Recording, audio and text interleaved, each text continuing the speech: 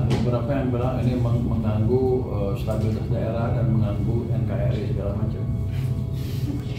Saya bilang sih ya, Anda beresin aja dulu belanjanya. Ini semuanya tergantung pada kepala daerahnya lagi nanti ke depannya. Saya kan pemerintahan baru, image mereka kan kurang bagus kan di mata pemilih di atas kelihatannya. Jadi kalau mereka bisa perbaiki image itu ya nggak ada keberatan, bukan desentralisasi, jangan lagi bukan sentralisasi lagi. Cuman sekarang sebenarnya dari uang nggak berkurang, 1.300 triliun dilempar ke daerah. Cuman prosesnya belum terlalu dibelanjakan daerah oleh pusat ya. Cuman prosesnya belum terlalu clear sehingga mereka juga tanya-tanya apa betul waktu masuk ke daerah. Nanti kita cek seperti apa sebetulnya. Iya, ceknya maksudnya ada dorongan tim dari pusat apakah ke daerah, kayak apakah nanti ke depan mereka akan sengaja leha-leha kalau memang anggarannya dipotong, anggaran dipotong segala macam itu Pak, gimana Pak?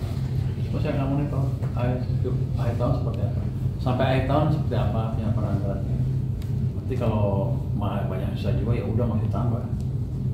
Tapi kalau 43 aja gitu. Tapi kalau memang bagus, ya memang pembangunan yang bagus, tepat waktu dan nggak ada temuan-temuan yang patut dipertimbangkan sih.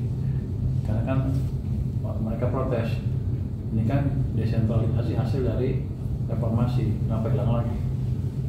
Kenapa mau jadi sentralisasi? Saya nggak tahu pandangan politik seperti apa. Saya kan cuma menteri keuangan dulu bayar gitu. Kalau gini saya berarti saya cuma nyuruh bayar yang ngerti. Tapi pada dasarnya tergantung mereka sendiri mau seperti apa ke depan. Kalau mereka bisa meyakinkan pimpinan kan. Saya juga punya senjata tambahan untuk menjelaskan bahwa harusnya seperti ini lagi. Artinya mungkin desentralisasi nggak jelek-jelek amat, tapi pelaksanaan selama kemarin-kemarin mungkin ada image, ada kesan kurang bagus. Ada kesan ya, saya nggak tahu. Siapa Pak yang ngomong, Pak Gubernur mana yang tadi ada upaya? Semuanya ngomong. Anda yang mau ngomong, semuanya ngomong tuh nggak mau ketinggalan. Anda mau nanya apa? Ada beberapa yang bilang ini mengganggu stabilitas daerah dan mengganggu NKRI segala macam. Saya bilang sih ya, Anda beresin aja dulu belanjanya dan buat kesan yang baik. Bukan saya kan, bukan saya yang berkeputusan. Di DPR di atas sana. Nanti baru bisa dibalik lagi arahnya ke arah desentralisasi. Kepala daerah banyak menyampaikan problem kita dalam penyusunan APBD 2026 karena setelah kita lihat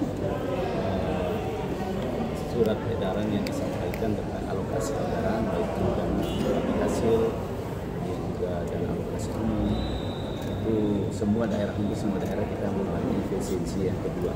Kita menyampaikan problem kita ini P3K kemudian kita mendapat utang banyak dan itu juga membebani APBD kita. Kemudian yang kedua, kepala daerah baru ini kan banyak sekali yang kita janjikan kepada masyarakat. Tentu kita berharap bahwa alokasi anggaran yang cukup itu bisa merealisasikan apa yang kita lakukan. Apalagi hampir semua visi misi kita itu juga sejalan dengan cita Bapak Presiden. Apalagi mendukung program-program seperti misalnya Koperasi Merah Putih, BGN, kemudian sekolah rakyat. Ini semua ada kaitannya dengan program seperti misalnya sekolah gratis, kesehatan gratis. Ini membutuhkan anggaran yang besar. Jadi lebih banyak bertemu kesalah sama Pak Menteri tadi. Tanggapan dari Pak Menteri seperti apa? Pak Menteri mendengar dan beliau menyampaikan, ayo kita ini sudah keputusan, kita jalani, kemudian kita lakukan evaluasi. Pak Menteri menyampaikan kalau itu benar-benar dibutuhkan oleh masyarakat, nanti akan kita komunikasikan lagi dengan pemerintah. Aku dari sampai paparan Pak Menteri tadi dari apa sih kepotong berapa Pak untuk TKD-nya? Kalau kita kurang lebih sekitar 45%. Dari yang transaksi sebelumnya berapa? Pasnya jadi berapa Pak? Dari sebelumnya kalau misalnya DBH kita dari 700 sekarang tinggal 200. Kemudian misalnya ya sekitar 1,2 T lah dari 6 triliun APBD. Ya, harapan kita kalau bisa daerah diberi kepercayaan untuk bisa mengelola anggaran. karena bagaimanapun juga semua kepala daerah yang baru terpilih ini, baik bupati, wali kota maupun para gubernur ini memiliki beban yang sangat besar untuk bisa merealisasikan, dan kita semua sudah sepakat bahwa kita satu garis ya, tegak lurus dengan cita-cita Bapak Presiden. Jadi kalau visi misi para kepala daerah ini bisa dijalankan, tentu juga itu akan otomatis menjalankan visi misi Bapak Presiden. Tadi Pak Menteri tidak menjelaskan secara rinci, beliau hanya menyampaikan bahwa ada program-program prioritas yang harus dilaksanakan, juga yang nanti harus langsung direct dari pusat langsung ke masyarakat. Tapi kalau menurut Bapak sendiri, dengan beberapa waktu lalu langkah Pak Menteri menyalurkan ke bank 200 T, tapi malah daerah dipotong, itu gimana Pak?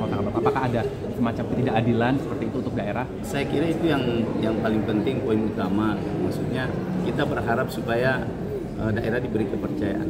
Kalau daerah diberi kepercayaan, tentu uang tidak semua harus di bank. Tapi kas daerah ya. Di daerah juga kita, saya kira ya di daerah kita mengelola dengan baik. Apalagi semua kepala daerah baru ini semua punya komitmen kuat untuk melaksanakan. Ya. Terima kasih Pak. Terima kasih ya.